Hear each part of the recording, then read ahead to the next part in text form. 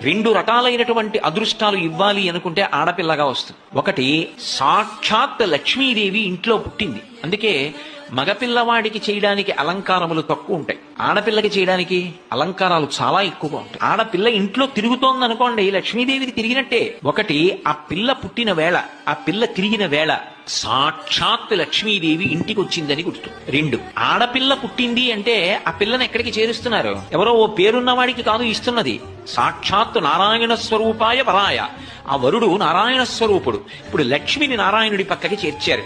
ఆ చేర్చిన కారణం చేత ఏమైంది? 10 తరాలు తర్వాత వచ్చేవి, 10 తరాలు నా ముందున్నవి, నేను ఒక తరం, 21 తరాలు ఉద్ధరింపబడ్డారు, ఉన్నత లోకాలకి వెళ్లారు. ఏది మగపిల్లవాడి విషయంలో చూపించండి అలా ప్రమాణం. అలా చేయగలడా? సాధ్యం కాదు. అమ్మవారు అనుగ్రహిస్తే ఆ తల్లి వీళ్ళని నేను విశేషమైనటువంటి ఫలితము చేత సత్కరించి